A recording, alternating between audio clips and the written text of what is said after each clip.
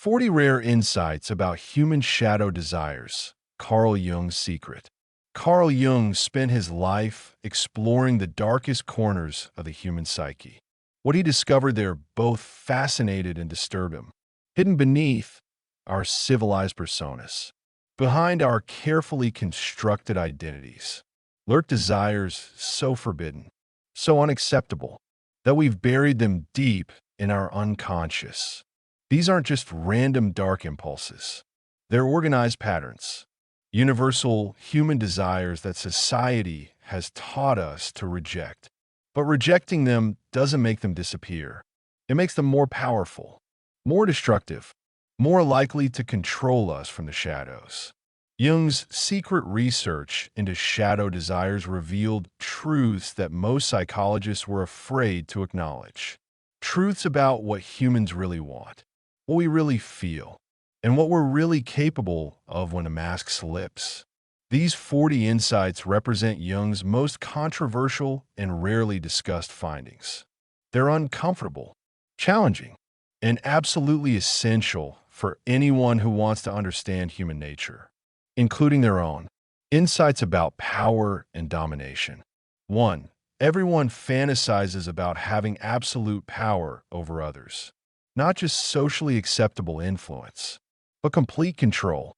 This desire terrifies most people, so they suppress it completely. 2. The people who claim to hate authority most desperately want it themselves. Their rebellion is often masked envy of those who have power they desire. 3. Sexual fantasies almost always involve power dynamics, either being powerful or being overpowered. The equality rhetoric rarely matches what actually arouses people. For we're attracted to people we can control or who can control us. True equal partnerships are rarer than people admit. Most relationships involve hidden power games. 5. The helper often gets more satisfaction from others' dependence than from actually helping. The power of being needed can become addictive. 6. People who claim to be humble often have the largest egos. False humility is a way to gain power through appearing virtuous. 7. The desire to be worshipped is nearly universal. We all want to be seen as special, chosen, superior in some way. 8. Compassion often masks the desire to feel superior to those we help. Pity allows us to feel powerful while appearing virtuous. Insights about sexuality and desire. 9. Most people are attracted to qualities they consciously reject. The rational person desires wildness. The free spirit craves structure. The innocent is drawn to corruption. 10. Sexual shame creates sexual obsession. What we forbid ourselves becomes what we think about most. Porn addictions often begin with religious sexual repression. 11. Everyone has taboo sexual fantasies they'll never admit. Jung found that the more respectable someone appears, the more transgressive their shadow desires tend to be. 12. The Madonna whore complex affects almost everyone. We split people into pure and impure categories, then struggle to integrate sexuality with genuine love. 13. Much of romantic love is actually projection of shadow content. We fall in love with people who carry the rejected parts of ourselves.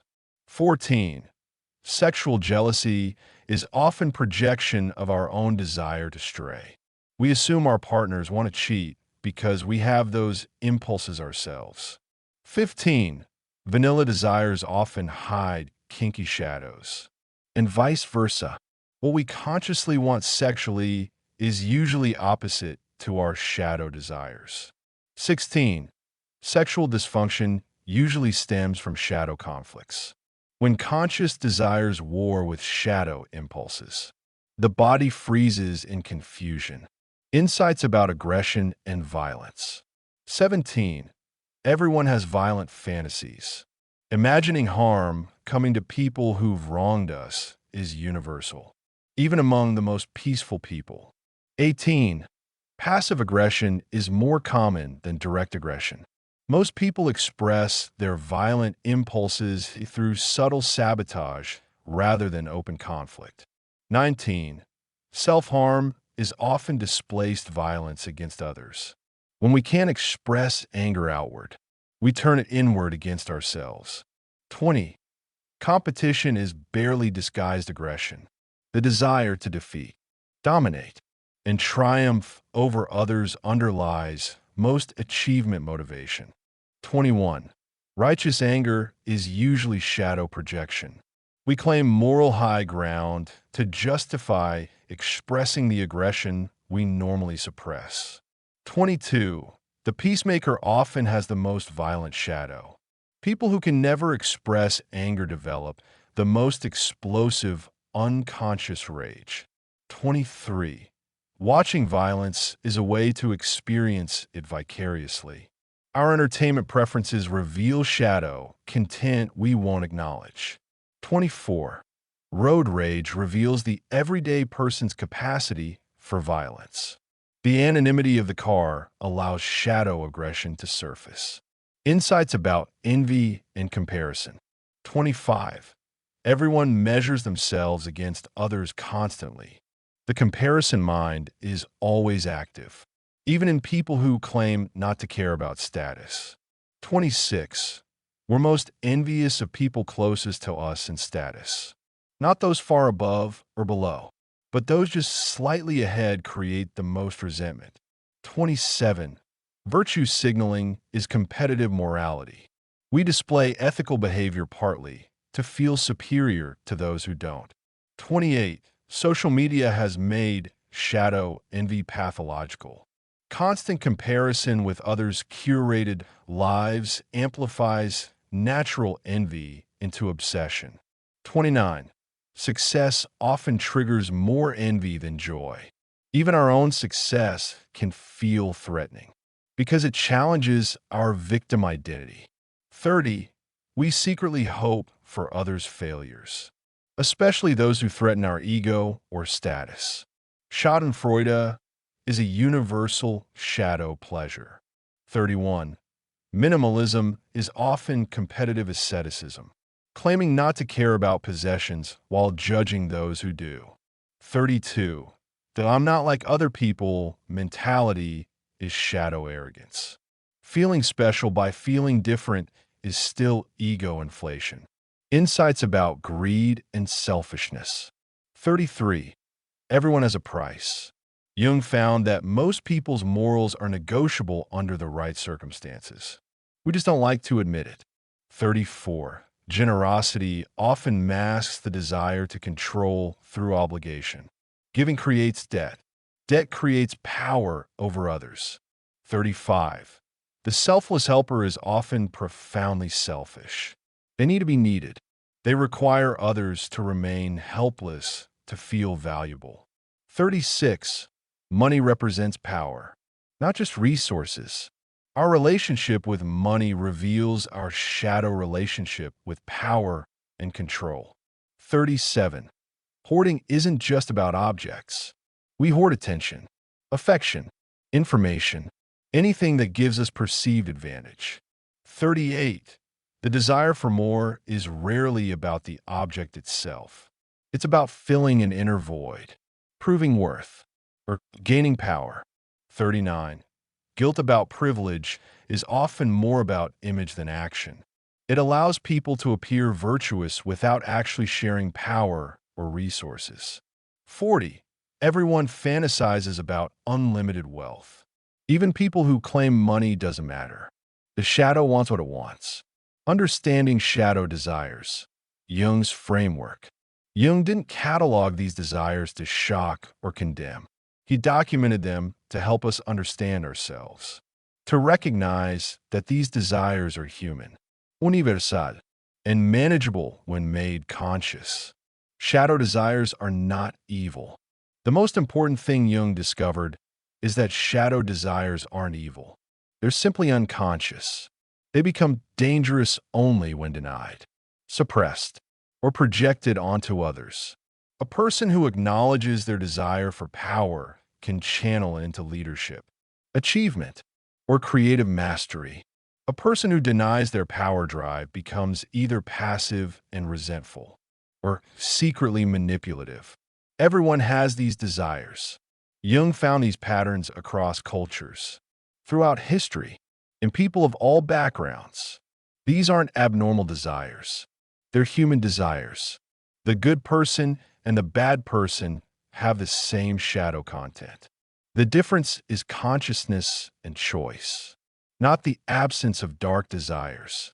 Suppression makes desires stronger. The more we suppress shadow desires, the more power they gain over us. Suppression requires constant energy, and the suppressed content doesn't stay dormant. It seeks expression through projections onto others, compulsive behaviors, sudden eruptions, physical symptoms, relationship patterns, career sabotage. Integration is the solution. Jung's answer wasn't to act on every shadow desire. That would be chaos. His answer was integration, making the unconscious conscious, acknowledging what's there, understanding it, and choosing how to respond. Integration means admitting you have these desires without shame or pride, understanding where they come from, what needs they represent, finding conscious, healthy outlets for legitimate needs, accepting that you're human, complex, containing light and dark, choosing your actions consciously rather than being driven by unconscious forces. The persona-shadow dynamic. Jung discovered that the persona and shadow are complementary opposites. The more perfect your persona, the darker your shadow. The nice person's shadow. People who are always nice, always accommodating, always selfless.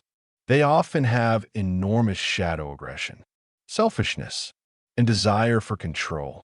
This shadow eventually erupts, either as passive aggression, self-sabotage, or sudden personality shifts that shock everyone. The rebel shadow. People who pride themselves on being unconventional, rule-breaking, and free. They often have enormous shadow desires for structure, authority, and conventional success. They may secretly envy those who follow the rules and succeed within systems. The intellectual shadow. People who live in their heads, valuing rationality and logic above all. They often have enormous shadow emotionality, irrationality, and physical desires.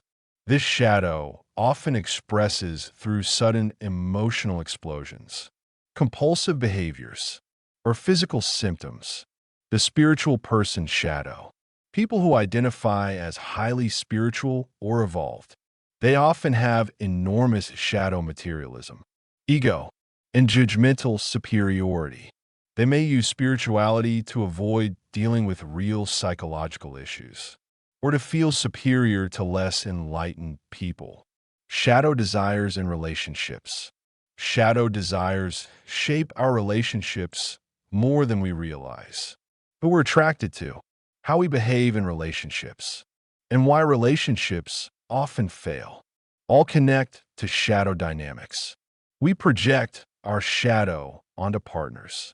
Jung found that intense attraction often indicates shadow projection. We fall in love with people who carry our rejected qualities. The rational person falls for the emotional one. The responsible person falls for the free spirit. The good girl falls for the bad boy.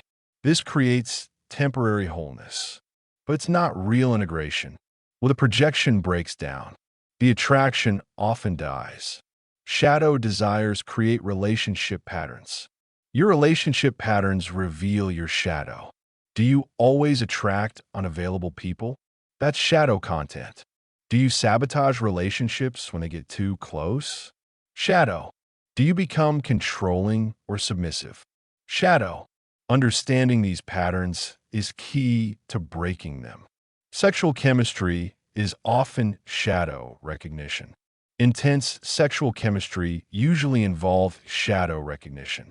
You sense in the other person the desires you've suppressed in yourself. This can create powerful attraction.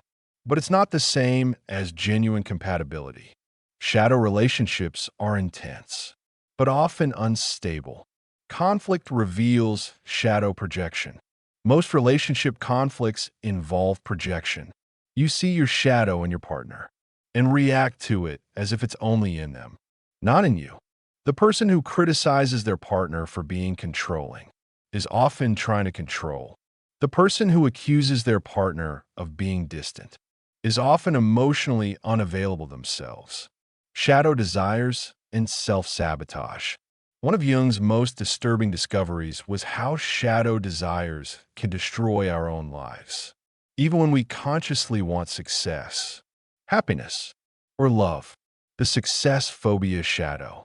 Many people have shadow beliefs that success is dangerous, bad, or will lead to punishment. This creates unconscious self-sabotage just as success approaches. They might procrastinate, make careless mistakes, or create drama that derails their progress. The happiness anxiety shadow. Some people's shadows believe they don't deserve happiness, or that happiness is temporary and will lead to pain. So they unconsciously sabotage happy relationships or circumstances. They might start fights when things are going well, or find reasons to be dissatisfied with good situations. The independence-dependence shadow conflict. People often consciously want independence, while their shadow desperately wants to be taken care of, or vice versa. This creates push-pull patterns in relationships and difficulty maintaining stable adult partnerships. The victim identity shadow. Some people's conscious ego wants to overcome victimhood, but their shadow is invested in victim identity because it provides explanation for failures, moral superiority, control through guilt, excuse to avoid responsibility. This shadow investment in victimhood prevents genuine healing and growth. Working with shadow desires. Jung's method for working with shadow desires is sophisticated. It's not about indulgence or suppression. It's about consciousness and integration. Step 1. Recognition without judgment. The first step is recognizing these desires exist in you without moral judgment. They're not good or bad. They're simply there. Notice when you judge others harshly. That's usually projection of your own shadow. Notice your fantasies and dreams. They often reveal shadow content. Notice your compulsive behaviors. They're often shadow outlets. Step 2. Understand the legitimate need. Every shadow desire represents a legitimate need. Twisted, distorted, or exaggerated, but legitimate at its core. The desire for power might really be the need for autonomy and self-determination. The desire for control might really be the need for safety and predictability. Sexual desires might represent needs for intimacy, excitement, or feeling alive. Step 3. Find conscious expression. Once you understand the legitimate need, you can find conscious, healthy ways to meet it. The need for power becomes mastery and achievement. The need for control becomes healthy boundaries and self-discipline. Sexual desires become conscious, consensual intimacy. Aggressive desires become assertiveness and competition in appropriate contexts. Step 4.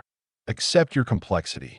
Finally, accept that you're complex, containing contradictions, light and dark, good and bad impulses. This doesn't make you evil. It makes you human. The goal isn't purity. It's wholeness, integration of all parts of yourself, conscious choice about which parts to express and how. The collective shadow. Jung also discovered that societies have collective shadows, desires that entire cultures suppress. These collective shadows can be even more dangerous than individual ones because they can lead to wars and genocide, mass movements based on projected shadow, scapegoating of minority groups, cycles of repression and explosion. Understanding individual shadow work helps us recognize collective shadow dynamics and resist being swept up in them. Final thoughts: the gift of shadow knowledge. Jung's research into shadow desires is a gift, not a condemnation. It shows us that we're not alone in our dark thoughts and desires. These desires don't make us bad people. Consciousness and choice matter more than the existence of desires. Integration leads to freedom. Suppression leads to slavery. The most important insight Jung offered is this: you are not your shadow desires, but you contain them. Acknowledging this is the first step toward freedom. Your shadow will express itself, either consciously, through choices you make, or unconsciously, through behaviors that seem to happen to you. The only question is whether you'll face your shadow, know it, integrate it, and choose how to work with it, or whether you'll remain unconscious, driven by forces you don't understand, toward outcomes you don't really want. Jung's secret isn't that humans have dark desires. Everyone already knows that. His secret is that acknowledging these desires, understanding them, and integrating them consciously is the path to freedom, wholeness, and authentic power. The shadow desires we've explored aren't obstacles to overcome. They're parts of yourself to reclaim, understand, and integrate. This is the work of becoming whole, of becoming conscious, of becoming truly human rather than just pretending to be good. Your shadow is waiting, not to destroy you, but to complete you, if you have the courage to meet it.